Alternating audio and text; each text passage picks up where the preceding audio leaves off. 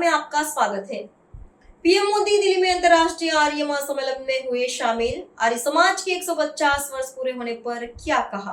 प्रधानमंत्री नरेंद्र मोदी ने शुक्रवार को दिल्ली के रोहिणी में आयोजित अंतर्राष्ट्रीय आर्य महासम्मेलन 2025 में हिस्सा लिया। यह सम्मेलन महर्षि दयानंद सरस्वती जी की 200वीं जयंती और आर्य समाज के 150 साल पूरा होने के उपलक्ष्य में मनाया जा रहा है। इस अवसर पर प्रधानमंत्री नरेंद्र मोदी के साथ दिल्ली की मुख्यमंत्री रेखा गुप्ता भी मौजूद थी। हजारों की संख्या में उपस्थित लोगों के बीच में पीएम मोदी ने एक स्मारक सिक्का भी जारी किया। इस पूरे कार्यक्रम की कवरेज के लिए जनमत की पुकार के मुख्य संपादक आर.के. जायसवाल और उनकी पूरी टीम वहां मौजूद थे। कार्यक्रम की शुरुआत में सबसे पहले प्रधानमंत्री मोदी ने देरी से पहुंचने के लिए माफी भी मांगी। उन्होंने कहा कि आज सरदार साहब की 150वीं जयंती थी। स्टैच्यू ऑफ यूनिटी पर कार्यक्रम के कारण देर हुई, इसलिए मैं आप सभी से क्षमा चाहता हूँ। कार्यक्रम में पीएम मोदी ने महर्षि दयानंद सरस्वती को नमन करते हुए कहा कि पिछले वर्ष गुजरात में उनके जन्म स्थान पर विशेष कार्यक्रम आयोजित किया गया था और उससे पहले दिल्ली में उनकी 200वीं जयंती समारोह का शुभारंभ किया गया था। उन्होंने कहा कि यह 2 सालों तक चलने वाला अखंड बौद्धिक यज्ञ लगातार जारी है। अपने संबोधन में प्रधानमंत्री मोदी ने आर्य समाज के योगदान को याद करते हुए कहा कि दुर्भाग्य से राजनीतिक कारणों से स्वतंत्रता संग्राम में आर्य समाज की भूमिका को वह सम्मान नहीं मिला जिसको वह हकदार था। आर्य समाज अपने आरंभ से ही देशभक्तों का संगठन रहा है। उसने सदैव भारतीयता की वकालत की। विदेशी विचारधाराओं और विभाजनकारी सोच के विरुद्ध आर्य समाज ने हमेशा निर्भीकता से आवाज उठाई। आगे आप खुद ही प्रधानमंत्री नरेंद्र मोदी की पूरी स्पीच सुन लीजिए। नमस्कार, मैं आर.के. जायसवाल और आप देख रहे हैं जनमत की पुकार। मौजूद हूँ राजधानी दिल्ली के रोहिणी में जापानी पार्क में, जहाँ पर अंतर्राष्ट्रीय आर्य महासम्मेलन 2025 का आयोजन किया गया है। यहाँ पर देश के प्रधानमंत्री पीएम नरेंद्र मोदी जी ने यहाँ पे संबोधित किया है। क्या कुछ कहा है इन्होंने, आइए आपको सुनवाते हैं। आपको सब कुछ देख सकते हैं। भारी संख्या में यहाँ पे लोग भीड़ है और 150 वर्षों का जो यहाँ पर आर्य समाज का जो अपना इतिहास है उसको दोहरा रहे हैं और यहाँ पर सिक्का भी जारी किया जा रहा है। सब कुछ आपको दिखाएंगे। चलिए प्रधानमंत्री मोदी जी की बातें आपको सुनवाते हैं। क्या कुछ कह रहे हैं, सुनिए। आचार्य देवव्रत जी, दिल्ली की मुख्यमंत्री रेखा गुप्ता जी, ज्ञान ज्योति महोत्सव आयोजन समिति के चेयरमैन सुरेंद्र कुमार आर्य जी, डीएवी कॉलेज मैनेजिंग कमेटी के प्रेसिडेंट पूनम सूरी जी, वरिष्ठ आर्य सन्यासी स्वामी देवव्रत सरस्वती जी, विभिन्न आर्य प्रतिनिधि सभा के प्रेसिडेंट और वाइस प्रेसिडेंट, देश और दुनिया भर से आए आर्य समाज के सभी व्रती, देवी और सज्जनों, सबसे पहले मुझे आने में विलंब हो गया, इसके लिए आप सबकी क्षमा मांगता हूं।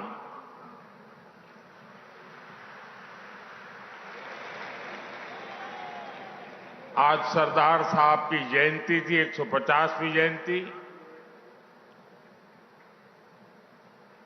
Statue of unity Ekta Nagar में उनका कार्यक्रम था और मुझे आने में विलंब हो गया और उसके कारण मैं समय से नहीं आ पाया और इसलिए मैं आप सबकी क्षमा चाहता हूं।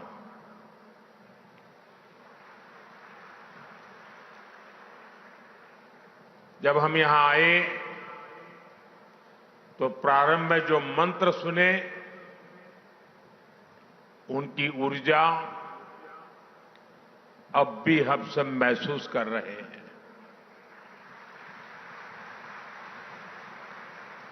जब भी मुझे आपके बीच आने का अवसर मिला और जब मैं आया, वो अनुभव दैवीय अनुभव होता है, अद्भुत अनुभव होता है।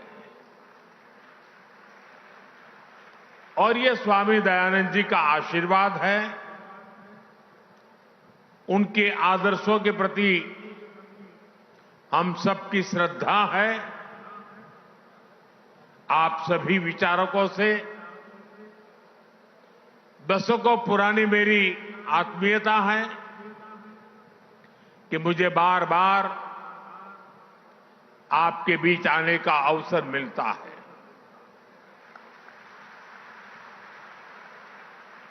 और जब भी मैं आपसे मिलता हूं, आपसे संवाद करता हूं, एक अलग ही ऊर्जा से, एक अलग ही प्रेरणा से भर जाता हूं। और मुझे भी बताया गया कि ऐसे 9 और सभागृह बनाए गए हैं। वहां सभी हमारे आर्य समाज के व्रती वीडियो से इस कार्यक्रम को देख रहे हैं। मैं उनके दर्शन नहीं कर पा रहा हूं, लेकिन मैं उनको भी यहां से प्रणाम करता हूं। साथियों, गत वर्ष गुजरात में दयानंद सरस्वती जी के जन्म स्थान पर विशेष कार्यक्रम हुआ था। उसमें मैं वीडियो संदेश के जरिए शामिल हुआ था। इसके पहले यहां दिल्ली में ही मुझे महर्षि दयानंद सरस्वती जी की 200वीं जयंती समारोह के शुभारंभ का सौभाग्य मिला था। वेद मंत्रों के उच्चारण की ऊर्जा, वो हवन, अनुष्ठान, ऐसा लगता है जैसे अभी वो सब कल की ही बात हो। साथियों, तब उस आयोजन में हम सब ने 200वीं जयंती के समारोह को एक विचार यज्ञ के रूप में 2 वर्ष तक जारी रखने का फैसला किया था। मुझे खुशी है वो अखंड विचार यज्ञ अनवरत 2 वर्ष तक चला है। समय समय पर मुझे आपके प्रयासों और कार्यक्रमों की जानकारी भी मिलती रही है। और आज मुझे एक बार फिर आर्य समाज के 150वें स्थापना वर्ष के इस आयोजन में अपनी एक और भाव आहुति देने का अवसर मिला है। मैं स्वामी दयानंद सरस्वती जी के चरणों में प्रणाम करता हूं, उन्हें आदरपूर्वक श्रद्धांजलि देता हूं।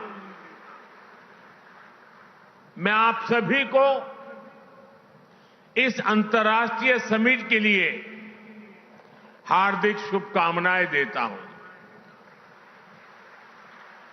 अभी हमें इस अवसर पर विशेष स्मारक सिक्के को जारी करने का भी सौभाग्य मिला है। साथियों, आर्य समाज की स्थापना के 150 वर्ष, ये अवसर केवल समाज के एक हिस्से या संप्रदाय से जुड़ा नहीं है। ये अवसर पूरे भारत की वैदिक पहचान से जुड़ा है। ये अवसर भारत के उस विचार से जुड़ा है जो गंगा के प्रवाह की तरह खुद को परिष्कृत करने की, सेल्फ प्योरिफिकेशन की ताकत रखता है।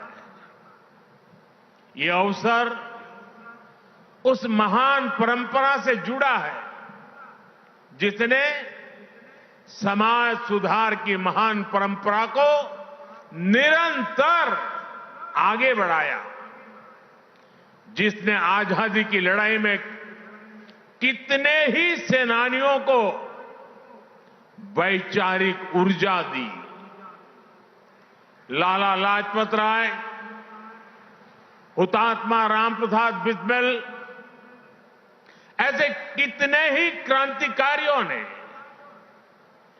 आर्य समाज से प्रेरणा लेकर आजादी की लड़ाई में अपना सर्वस्व समर्पित किया था। दुर्भाग्य से राजनीतिक कारणों से आजादी की लड़ाई में आर्य समाज की इस भूमिका को वो सम्मान नहीं मिला जिसका आर्य समाज हकदार था।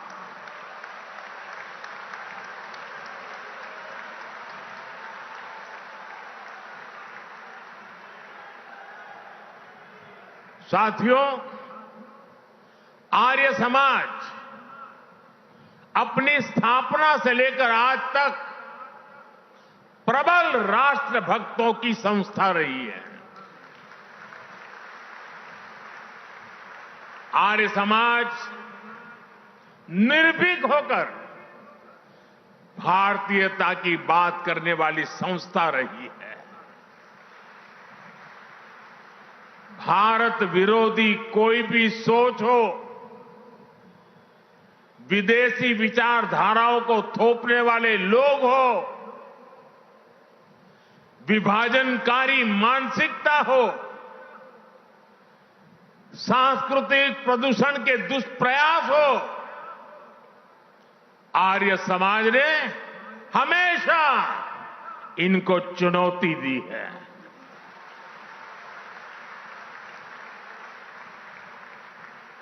मुझे संतोष है कि आज जब आर्य समाज और उसकी स्थापना के 150 वर्ष हो रहे हैं, तो समाज और देश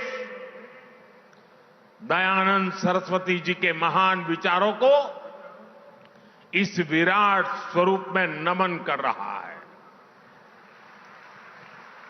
साथियों, स्वामी श्रद्धानंद जैसे आर्य समाज के अनेक मनीषी, जिन्होंने धर्म जागरण के जरिए इतिहास की धारा को एक नई दिशा दी, आज ऐतिहासिक क्षण में उन सबकी ऊर्जा और आशीर्वाद भी शामिल है। मैं इस मंच से ऐसी कोटि कोटि पुण्यात्माओं को नमन करता हूं, उनकी स्मृति को प्रणाम करता हूं। साथियों, हमारा भारत कई मायनों में विशेष है। ये धरती, इसकी सभ्यता, इसकी वैदिक परंपरा, ये युगों युगों से अमर है, क्योंकि किसी भी कालखंड में जब नई चुनौतियां आती हैं, समय नए सवाल पूछता है, तो कोई न कोई महान विभूति उनके उत्तर लेकर अवतरित हो जाती है। कोई न कोई ऋषि, महर्षि और मनीषी हमारे समाज को नई दिशा दिखाते हैं। दयानंद सरस्वती जी भी इसी विराट परंपरा के महर्षि थे। उन्होंने गुलामी के कालखंड में जन्म लिया था। सदियों की गुलामी से पूरा देश, पूरा समाज टूट चुका था।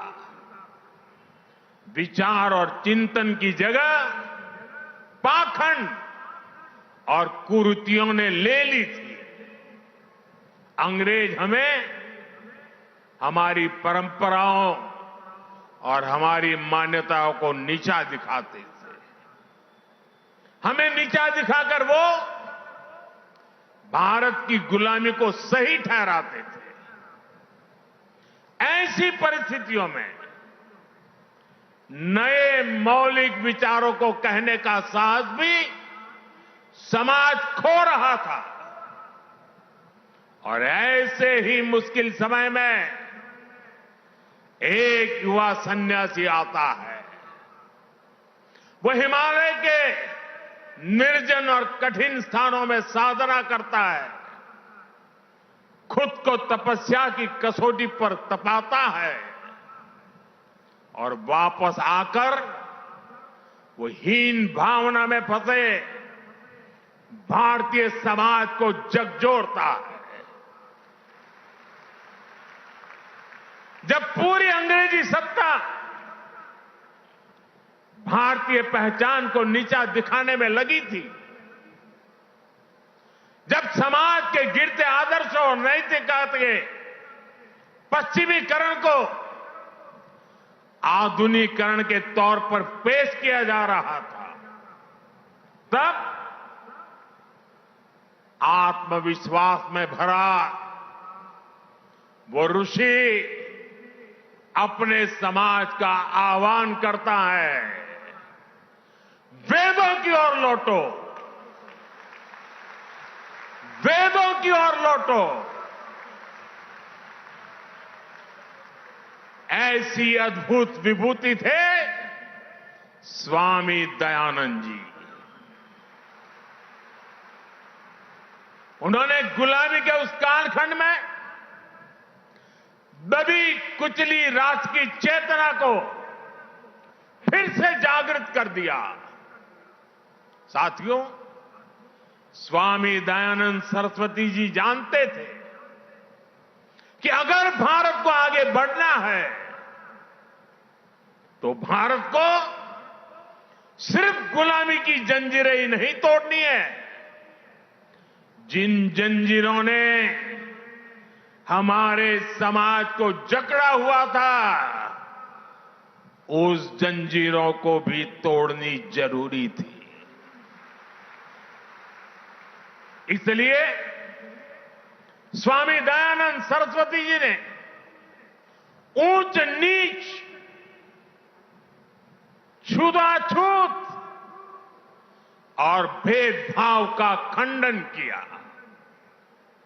उन्होंने छुआछूत को जड़ मूल से उखाड़ फेंकने की आह्वान किया। उन्होंने अशिक्षा के खिलाफ अभियान छेड़ा। उन्होंने हमारे वेदों और शास्त्रों की गलत व्याख्या और मिलावट करने वालों को ललकारा। उन्होंने विदेशी नैरेटिव्स को भी चुनौती दी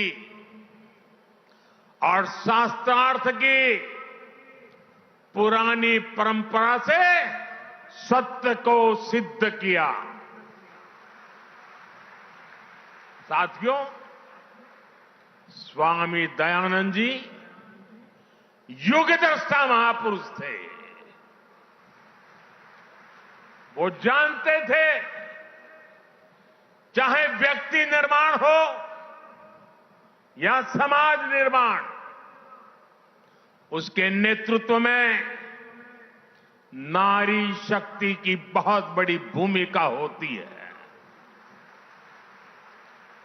इसलिए उन्होंने महिलाओं को घर की चौखट तक सीमित समझने वाली सोच को ही चुनौती दी। आर्य समाज के स्कूलों में लड़कियों को शिक्षा देने का अभियान शुरू किया। उस समय जालंधर में जो कन्या विद्यालय शुरू हुआ, वो देखते ही देखते कन्या महाविद्यालय बन गया। आर्य समाज के ऐसे ही महाविद्यालयों में पढ़ी लाखों लाख बेटियां आज राष्ट्र की नींव को मजबूत कर रही है। साथियों, यहां दिल्ली की मुख्यमंत्री रेखा गुप्ता जी इस समय मंच पर मौजूद है। अभी 2 दिन पहले ही हमारी राष्ट्रपति द्रौपदी मुर्मू जी ने राफेल फाइटर प्लेन में उड़ान भरी और इसमें उनकी साथी बनी स्क्वाड्रन लीडर शिवांगी सिंह। आज हमारी बेटियां फाइटर जेट उड़ा रही हैं और ड्रोन दीदी बनकर आधुनिक कृषि को भी बढ़ावा दे रही हैं। आज हम गर्व के साथ कह सकते हैं, भारत आज दुनिया के सबसे ज्यादा फीमेल स्टेम ग्रेजुएट्स वाला देश है। आज साइंस और टेक्नोलॉजी की फील्ड में भी महिलाएं लीडरशिप रोल में आ रही है। आज देश की टॉप वैज्ञानिक संस्थानों में विमेन साइंटिस्ट मंगलयान, चंद्रयान और गगनयान जैसे स्पेस मिशंस में अहम भूमिका निभा रही है।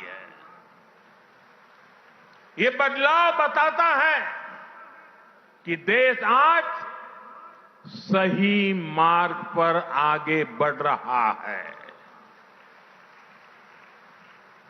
देश स्वामी दयानंद जी के सपनों को पूरा कर रहा है। साथियों, स्वामी दयानंद जी के एक विचार का मैं अक्सर चिंतन करता हूं, उसे कई बार लोगों को बोलता भी हूं। स्वामी जी कहते थे, जो व्यक्ति सबसे कम ग्रहण करता है और सबसे अधिक योगदान देता है, वही परिपक्व है। इन सीमित शब्दों में इतना असाधारण विचार है कि शायद इसकी व्याख्या में कई किताबें लिखी जा सकती हैं। लेकिन किसी विचार की असली ताकत उसके भावार्थ से भी ज्यादा इससे तय होती है वो विचार कितने समय तक जीवित रहता है, वो विचार कितनी जिंदगियों का परिवर्तन करता है। और जब हम इस कसौटी पर महर्षि दयानंद जी के विचारों को कसते हैं, जब हम आर्य समाज के समर्पित लोगों को देखते हैं, तब हमें लगता है कि उनके विचार समय के साथ साथ और अधिक प्रकाशमान हुए हैं। भाइयों और बहनों, स्वामी दयानंद सरस्वती जी ने अपने जीवन में परोपकारिणी सभा की स्थापना की थी। स्वामी जी के लगाए बीज ने विशाल वृक्ष की तरह कितनी ही शाखाओं को विस्तार दिया है। गुरुकुल कांगड़ी, गुरुकुल कुरुक्षेत्र, डीएवी संस्थान एवं अन्य शैक्षणिक संस्थान, ये सभी अपने अपने क्षेत्रों में लगातार काम कर रहे हैं। जब जब देश पर संकट आया है, आर्य समाज के लोगों ने अपना सब कुछ देशवासियों के लिए समर्पित किया है। भारत विभाजन की विभीषिका में सब कुछ गंवाकर भारत आने वाले शरणार्थियों की सहायता, पुनर्वास और शिक्षा, इसमें आर्य समाज ने कितनी बड़ी भूमिका निभाई, ये इतिहास में दर्ज है। आज भी प्राकृतिक आपदाओं के समय पीड़ितों की सेवा में आर्य समाज हमेशा आगे रहता है। भाइयों और बहनों, आर्य समाज के जिन कार्यों का ऋण देश पर है, उनमें एक अहम कार्य देश की गुरुकुल परंपरा को जीवित रखना भी है। एक समय गुरुकुलों की ताकत से ही भारत ज्ञान विज्ञान के शिखर पर था। गुलामी के दौर में इस व्यवस्था पर जानबूझकर प्रहार किए गए। इससे हमारा ज्ञान नष्ट हुआ, हमारे संस्कार नष्ट हुए, नई पीढ़ी कमजोर हुई। आर्य समाज ने आगे आकर ध्वस्त होती गुरुकुल परंपरा को बचाया। यही नहीं, समय के मुताबिक आर्य समाज के गुरुकुलों ने खुद को परिष्कृत भी किया, उसमें आधुनिक शिक्षा का समावेश भी किया। आज जब देश राष्ट्रीय शिक्षा नीति के जरिए एक बार फिर शिक्षा को मूल्य और चरित्र निर्माण से जोड़ रहा है, तो मैं भारत की इस पवित्र ज्ञान परंपरा की रक्षा के लिए आर्य समाज का आभार भी करता हूं।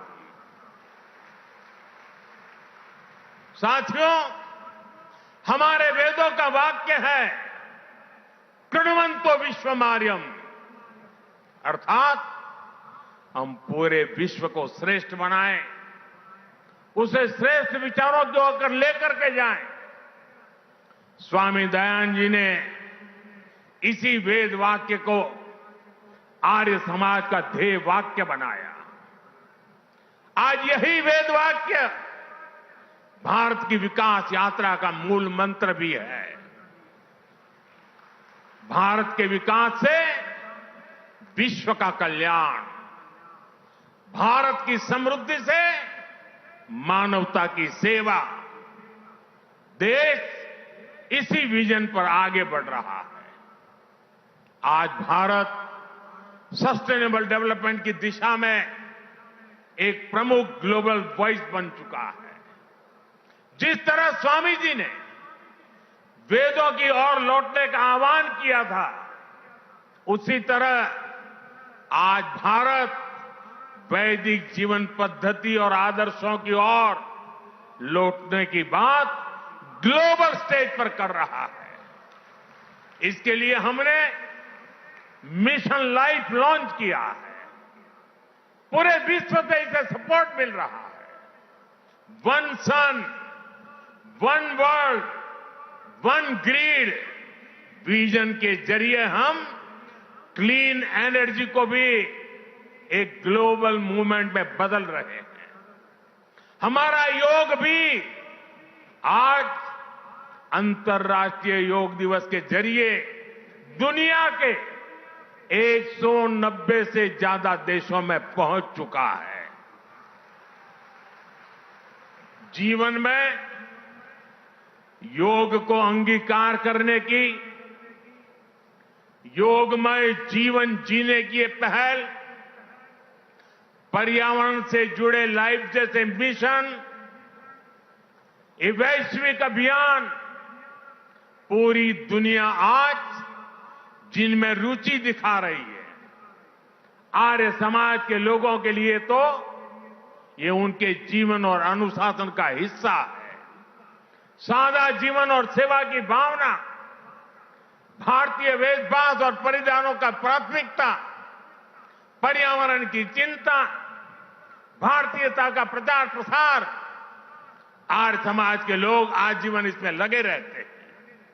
इसलिए भाइयों बहनों, आज भारत जब सर्वे भवन्तु सुखिनः का उद्देश्य लेकर विश्व कल्याण के इन अभियानों को आगे बढ़ रहा है। आज भारत विश्व बंधु के रूप में अपनी भूमिका को और मजबूत कर रहा है। तो आर्य समाज का हर सदस्य इसे सहज ही अपना उद्देश्य मानकर काम कर रहा है। मैं आप सभी की इसके लिए सराहना करता हूं, प्रशंसा करता हूं। साथियों, स्वामी दयानंद सरस्वती जी ने जो मशाल जलाई, पिछले 150 वर्षों से आर्य समाज के रूप में समाज का पथ प्रदर्शन कर रही है। मैं मानता हूं स्वामी जी हम सभी में एक उत्तरदायित्व बोझ जगा कर गए हैं। ये उत्तरदायित्व है नए विचारों को आगे बढ़ाने का। ये उत्तरदायित्व होता है, चलता है, ऐसी रूढ़ियों को तोड़कर नए सुधारों का।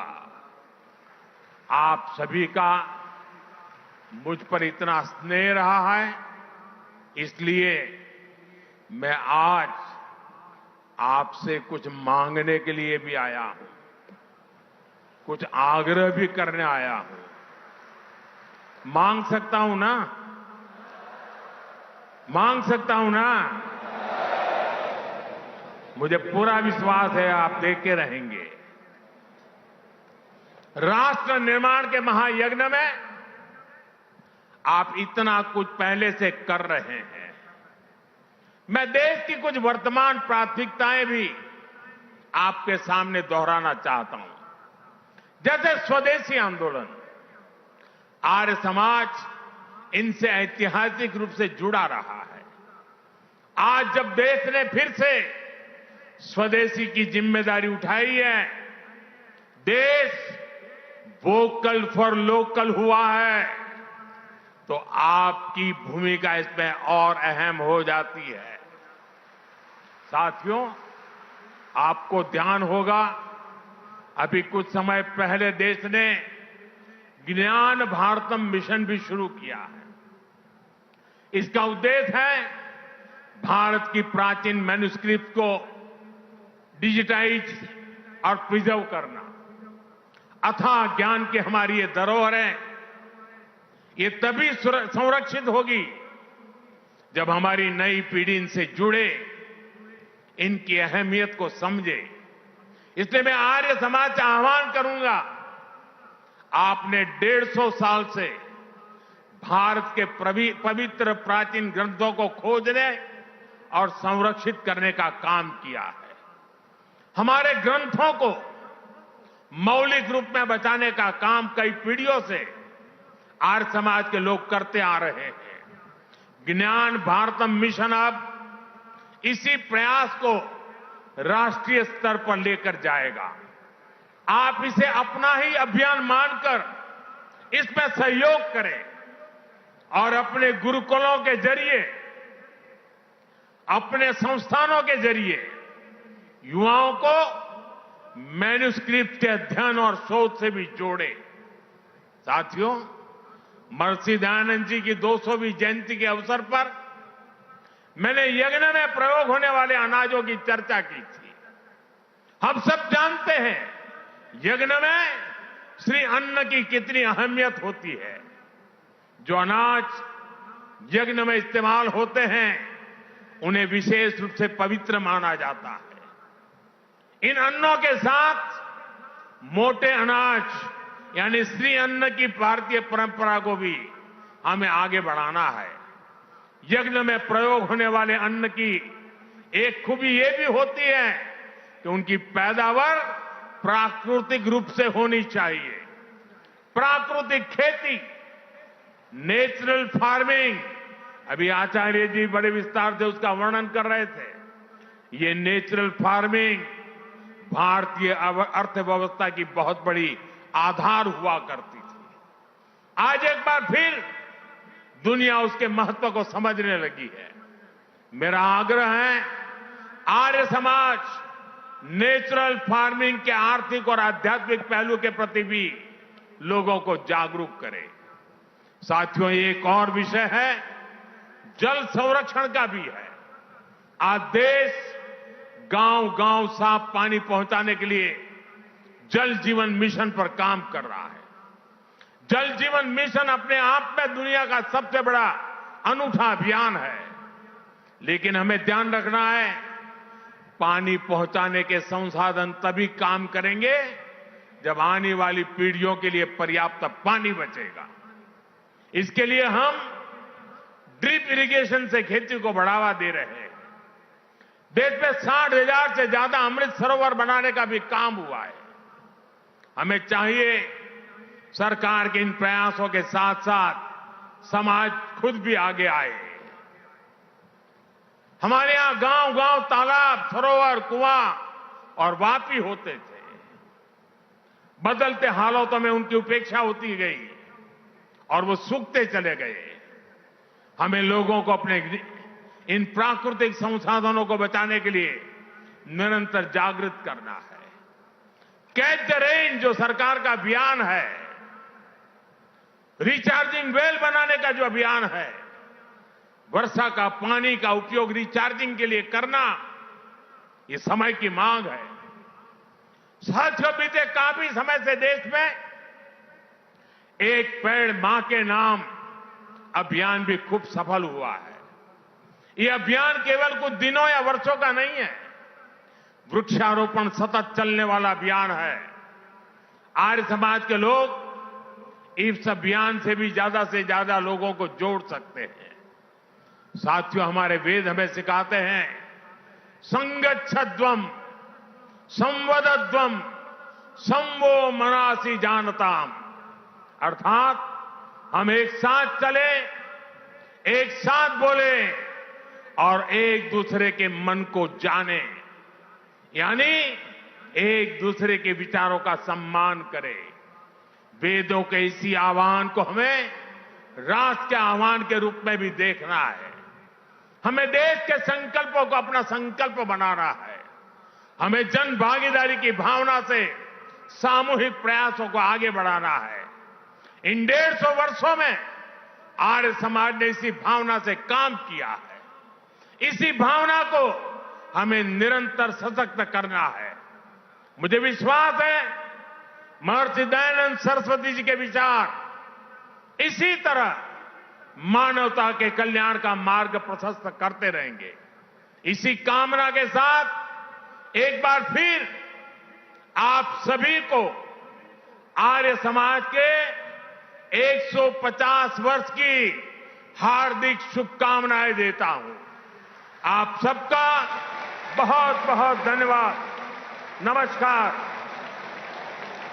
अपने स्थान पर खड़े होकर के प्रधानमंत्री को विदाई देंगे यहां से। अगर आपने हमारा अभी तक चैनल सब्सक्राइब नहीं किया है तो कृपया चैनल सब्सक्राइब कर लें, लाइक करें, शेयर करें, कमेंट करें। तो मिलते हैं फिर किसी और खबरों के साथ। नमस्कार।